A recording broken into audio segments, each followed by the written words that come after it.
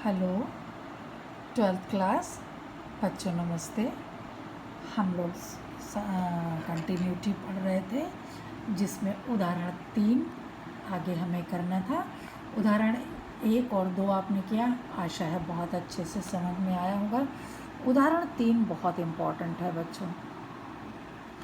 हो सकता है एज इट इज़ ये क्वेश्चन आए या इसका कहीं ना कहीं प्रयोग हो। आप कई बार अभी आप देखेंगे प्रश्नों में, बहुत इम्पोर्टेंट क्वेश्चन है। ठीक, क्या है प्रश्न? x बराबर 0 पर फंक्शन f(x) बराबर मॉड x के सांतत्य पर विचार कीजिए। मॉड x के बारे में आपने पढ़ा होगा कि अगर x के अंदर पॉजिटिव नंबर है तो भी इसका मान प्लस होगा और नेगेटिव नंबर है तो भी इसका मान प्लस होगा, मॉड अगर लिखा है तो। ठीक है, निरपेक्ष मान इसको कहते हैं। इसको इस तरह से डिफाइन परिभाषा द्वारा f(x) की ये परिभाषा, ये क्या है? फंक्शन का एक प्रकार है, फलन का एक प्रकार है जो फर्स्ट ईयर में है।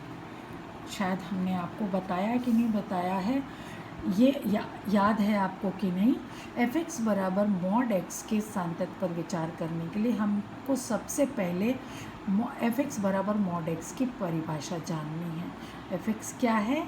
ये मान -x होगा, f(x) का मान -x होगा यदि x less than 0। x less than 0 का मतलब x का मान नेगेटिव, और x का मान नेगेटिव और एक नेगेटिव और लगाए तो प्लस हो जाएगा कि नहीं? और अगर x का मान 0 या 0 से बड़ा है तो f(x) का मान प्लस होगा। ये है मॉड x की परिभाषा। ठीक, स्पष्टतया x बराबर 0 पर फलन परिभाषित है। क्यों? क्योंकि x बराबर 0 जब मान रखेंगे तो f(x) का मान x ही तो लेंगे और x की जगह 0 रखेंगे तो f(0) बराबर 0 हो जाएगा। अब राइट हैंड लिमिट लेते हैं। Limit f(x) x tends to 0 plus, 0 plus माने ग्रेटर दैन 0, और ग्रेटर दैन 0 के लिए f(x) का मान क्या होगा? x होगा। ठीक है ना?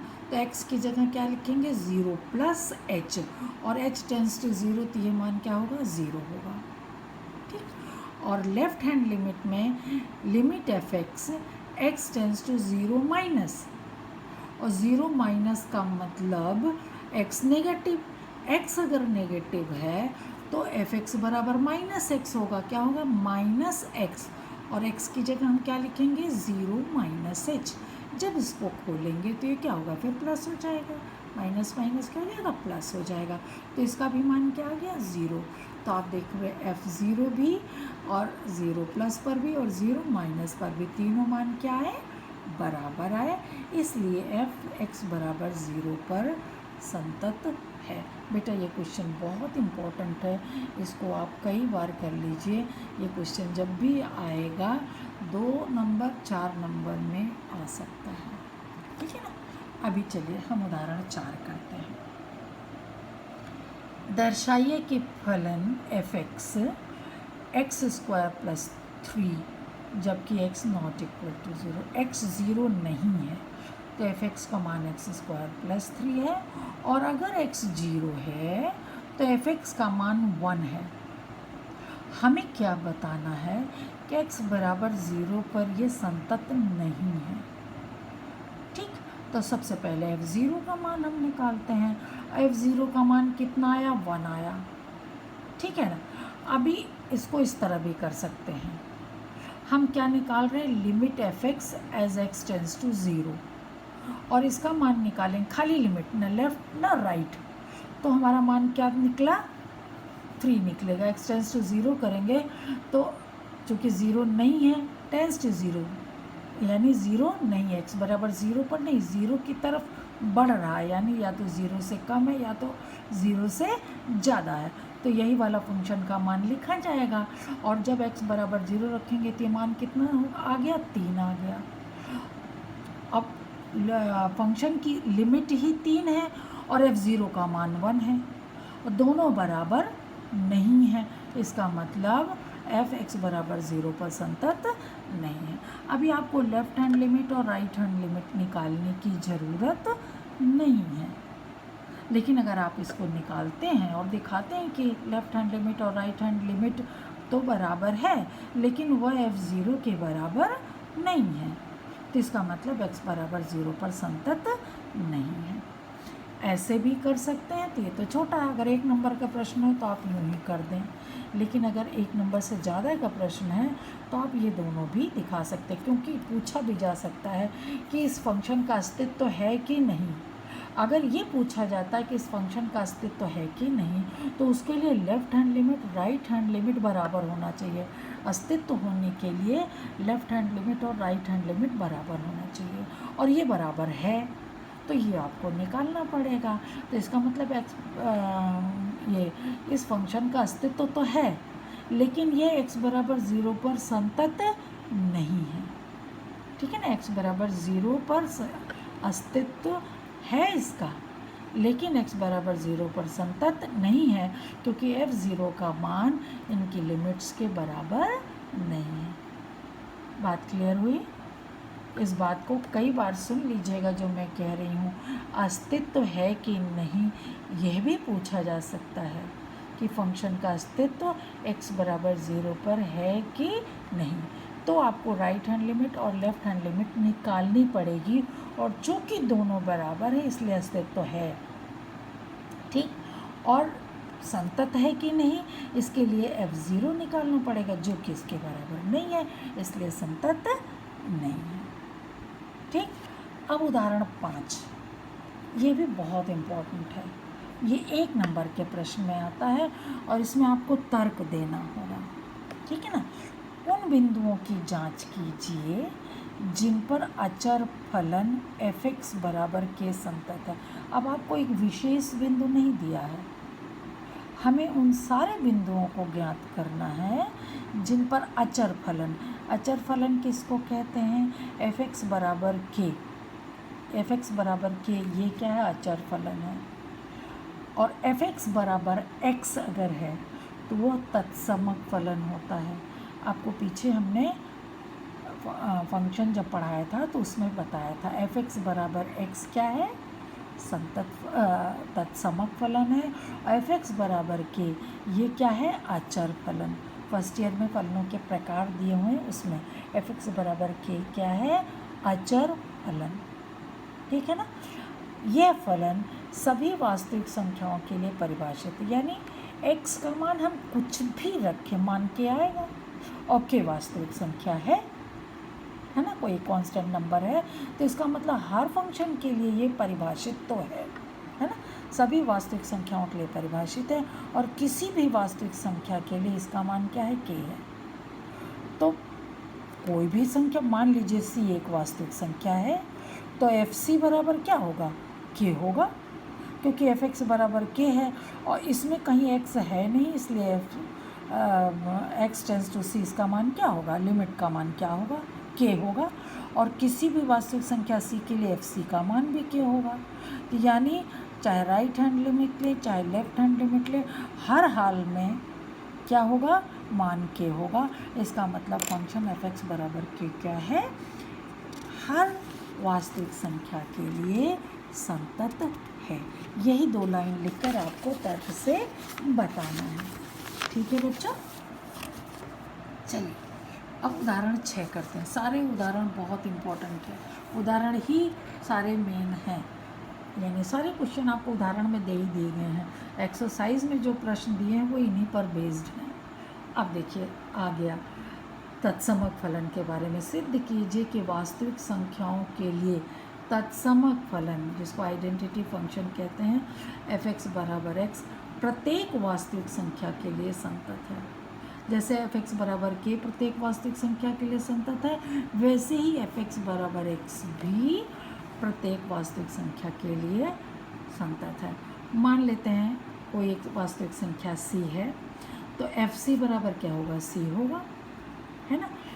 अब इसमें लेफ़्ट हैंड लिमिट भी निकालें, राइट हैंड लिमिट भी निकालें, और ये भी इसके बराबर करें, तो संतत तीनों बराबर है, तो f(x) बराबर है x के सभी मानों के लिए संतत है। लेकिन इसको शॉर्ट में ऐसा भी किया जा सकता है, fc बराबर c है और खाली लिमिट निकाल लिया इन्होंने, लिमिट निकाला वो भी कितना आया? c आया, तो fc बराबर limit x tends to c f x बराबर है, इसलिए x के सभी मानों के लिए संतत ऐसा लिख दिया गया है, लेकिन आप ये दोनों निकाल कर बताएंगे तो ज़्यादा उचित होगा। ठीक है ना, इसको ऐसे भी कर सकते हैं, कहीं कहीं ऐसे भी सॉल्व किया गया है, केवल आपने लिमिट निकाला। अब अगर हम इस तरह करते हैं तो आपको कहीं ऐसा होगा कि आपको नहीं समझ में आएगा कि कहाँ केवल ये निकालें और कहाँ राइट और लेफ़्ट हैंड लिमिट दोनों निकालें। इसलिए आप इसी प्रोसेस को फॉलो कीजिए, भले एक लाइन आपको ज़्यादा लिखनी पड़ रही है बच्चों। ठीक है, हाँ। अब नेक्स्ट क्वेश्चन देखिए, ये भी बहुत इम्पोर्टेंट है, ये आपके पिछले वाले उदाहरण की तरह ही है। क्या फंक्शन एफ एक्स बराबर मॉड एक्स द्वारा परिभाषित फलन एक संतत फलन है? आप देख रहे हैं इधर इस बीच तीनों उदाहरण 5, 6 और 7, इसमें बिंदु नहीं दिया है। एफ एक्स बराबर के लिए भी किसी भी बिंदु के लिए पूछा गया है, एफ एक्स बराबर एक्स भी किसी भी बिंदु के लिए पूछा गया है, और एफ एक्स बराबर मॉड एक्स भी किसी भी बिंदु के लिए पूछा गया है। मतलब एक संतत फलन मतलब कोई भी वास्तविक संख्या लें तो क्या उसके लिए संतत होगा, जबकि पिछले उदाहरण में x बराबर 0 के लिए था, x बराबर 0 या किसी एक नंबर के लिए था। आप पिछला उदाहरण देख लीजिएगा, ये उदाहरण 3 था, ये कितना था, x बराबर 0 और नॉन ज़ीरो के लिए था। ठीक है, x बराबर 0 के लिए था, तो 0 से बड़ा, 0 से छोटा, और 0 हम लोगों ने वो विशेष में लिया था। लेकिन अभी एग्जाम्पल 7 में क्या है, एफ एक्स बराबर मॉड एक्स द्वारा परिभाषित फलन एक संतत फलन है, यानी आपको किसी भी बिंदु के लिए लेना है। तो सबसे पहले f को हम इस तरह से परिभाषित करेंगे, परिभाषा के अनुसार जो एफ एक्स बराबर मॉड एक्स जो है ना, इसको हम इस तरह परिभाषित करते हैं। एफ एक्स का मान -x होगा x लेस देन 0 के लिए, एफ एक्स का मान x होगा x इज़ ग्रेटर और इक्वल टू 0 के लिए। तो माना c एक वास्तविक संख्या है, c कोई भी नंबर है, 0 भी हो सकता है, 1 भी हो सकता है, 2 भी हो सकता है, 3 भी हो सकता है, कुछ भी हो सकता है। ठीक है ना, नेगेटिव भी हो सकता है। तो अब चूँकि यहाँ जो परिभाषा दी है लेस देन 0 ग्रेटर देन 0 लिखा है x के लिए, तो हम कई केस लेंगे। c तो सबसे पहले वास्तविक संख्या है ही, ले लिया, तो c पॉजिटिव भी हो सकता है, नेगेटिव भी हो सकता है और 0 भी हो सकता है, तीनों हो सकते हैं ना। सबसे पहले केस 1 लिया, अगर c लेस देन 0 है, इसका मतलब c नेगेटिव है। क्या है, नेगेटिव।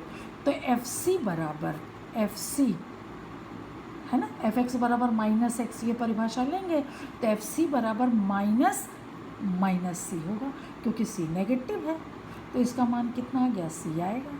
समझ रहे हो कि नहीं, c लेस देन 0 हमने माना, तो लेस देन 0 है अगर c, इसका मतलब परिभाषा f x is equal to -x लेंगे, तो f x is equal to -x, अभी x क्या है, -c।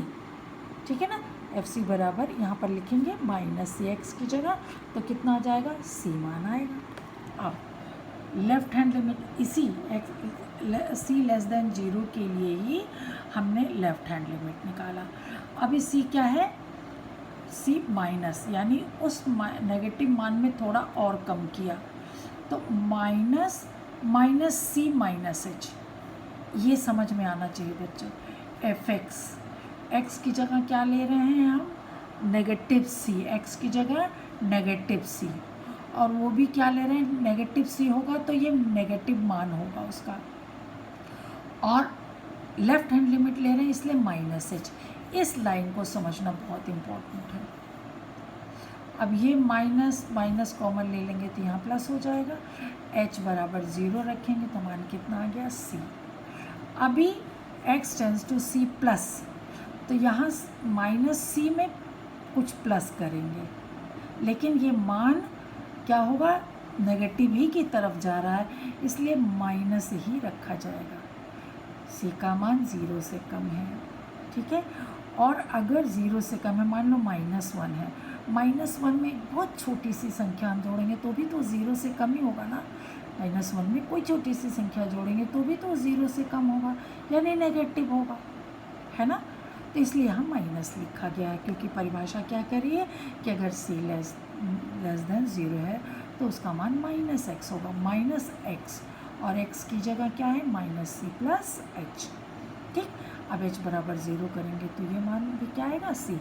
अतः सी लेस देन 0 के लिए एफ एक्स और लेफ्ट हैंड लिमिट और राइट हैंड लिमिट सब बराबर है। ठीक, अब सी ग्रेटर और इक्वल टू 0 के लिए लेंगे तो एफ सी बराबर तो सी हो जाएगा, क्योंकि ग्रेटर देन 0 के लिए एफ एक्स बराबर एक्स परिभाषित है।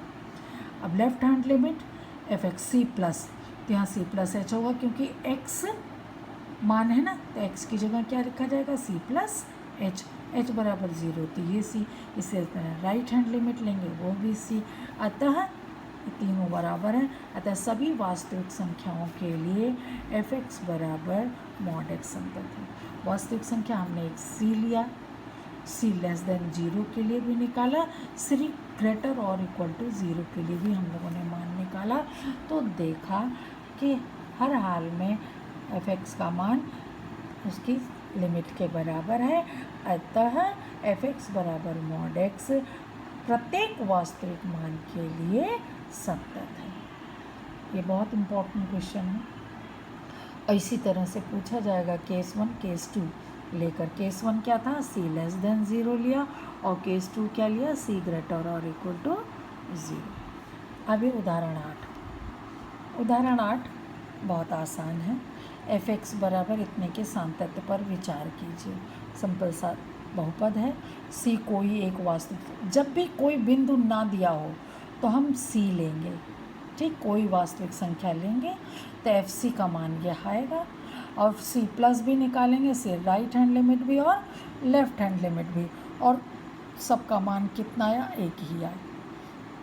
तो यानी F x right hand limit left hand limit के बराबर है, इसलिए एफ प्रत्येक वास्तविक मान के लिए संतत है। इसको आप केवल लिमिट भी निकाल के कर सकते हो, लेकिन फिर वही बात, आपको ये नहीं समझ में आएगा कि कब हमें लेफ्ट हैंड लिमिट और राइट हैंड लिमिट निकालना है और कब केवल लिमिट निकालना है। ये बात का कन्फ्यूज़न रहेगा। इसलिए अगर आप ये दोनों हमेशा ये दोनों निकालेंगे तो कोई दिक्कत की बात नहीं होगी। थोड़ा लंबा होगा, एक लाइन और आपको लिखना पड़ेगा, ठीक है ना बेटा। ये उदाहरण 8 हो गया। अब उदाहरण 9, ये भी बहुत इम्पोर्टेंट क्वेश्चन है, क्योंकि ये परिमेय फलन है। परिमेय मतलब अंश और हर है। एफ एक्स बराबर 1/x, और ये भी शर्त है कि x is not equal to 0 द्वारा परिभाषित फलन f के सांतत्य पर विचार कीजिए। अब देखो x नॉट इक्वल टू 0 है, x का मान 0 नहीं है, तो हमने एक वास्तविक संख्या c लिया जो कि 0 नहीं है। ठीक है, तो एफ सी बराबर तो 1/c होगा, परिभाषित होगा, क्योंकि परिमेय संख्या में हर 0 नहीं होना चाहिए। ठीक, एफ सी बराबर 1/c परिभाषित है, ये हो गया। लेफ्ट हैंड लिमिट लेंगे तो c माइनस मतलब लेस देन 0 ले सकते हैं। c 0 नहीं है, लेस देन 0 तो हो ही सकता है, तो 1/c माइनस h होगा, और h बराबर अगर 0 होगा तो ये c, और राइट हैंड लिमिट लेंगे तो 1/c प्लस h होगा, ये भी 1/c होगा। यानी एफ एक्स बराबर लेफ्ट हैंड लिमिट और बराबर राइट हैंड लिमिट है ना, जबकि c 0 नहीं है, पर फलन कंटिन्यूअस। अगर x बराबर 0 होगा तो फलन परिभाषित ही नहीं होगा, तो फिर उसके कंटिन्यूअस होने की तो कोई शर्त ही नहीं होगी, पर फलन ही नहीं परिभाषित है। तो केवल अगर c का मान 0 नहीं है तो प्रत्येक वास्तविक फलन के लिए एफ एक्स बराबर 1/x कंटिन्यूअस है। ठीक, अभी एक क्वेश्चन और लेते हैं, और इस क्वेश्चन को आप अपने आप कीजिएगा। सॉल्व है, मैं नोट्स भेजूँगी और आप इसको अपने आप कर सकते हो, क्योंकि इसी क्वेश्चन का एक दूसरा पार्ट भी है, सेम यही क्वेश्चन है, केवल ये कंडीशन बदल दी गई है, तो क्वेश्चन में थोड़ा सा फ़र्क आया है। देखिए, निम्न फलन के सांतत्य पर विचार कीजिए। पहले क्वेश्चन समझ लीजिए। एफ एक्स का मान x + 2 है, कब, जब x लेस और इक्वल टू 1 है, और एफ एक्स का मान x - 2 है यदि x ग्रेटर देन 1 है। इसके सांतत्य पर विचार करना है, इसका मतलब एक बिंदु सी लेना है और जो कि एक वास्तविक संख्या है। तो सबसे पहले सी लेस देन 1 के लिए, सी बराबर 1 के लिए और सी ग्रेटर देन 1 के लिए, तीनों के लिए 3 केस लिए गए हैं। केस 1 सी लेस देन 1 लिया है, तो लेस देन 1 लेंगे तो फंक्शन की ये परिभाषा होगी, है ना, एफ एक्स बराबर एक्स प्लस 2 होगा। तो एफ सी का मान ये आएगा। तो उसके लिए राइट हैंड लिमिट और लेफ्ट हैंड लिमिट दोनों निकालेंगे, दोनों ही सी प्लस 2 के बराबर है, यानी लेस देन 1 के लिए तो ये कंटिन्यूअस होगा। इसी तरह से केस 2 ग्रेटर देन 1 के लिए, तो अब एफ एक्स का मान क्या होगा, एक्स माइनस 2 लेंगे। फिर केस 3 लेंगे सी बराबर 1 के लिए, तो एफ एक्स बराबर क्या होगा, एक्स प्लस 2 वाली परिभाषा ली जाएगी। ये यहाँ पर बराबर नहीं है ना, इसका मतलब यहाँ परिभाषित नहीं होगा। इसका एक ग्राफ भी है बच्चे, इसको हम आपको कल समझाएंगे क्योंकि इसमें टाइम लगेगा और अभी आपका समय पूरा हो गया है। ठीक है बच्चों, ओके, थैंक यू।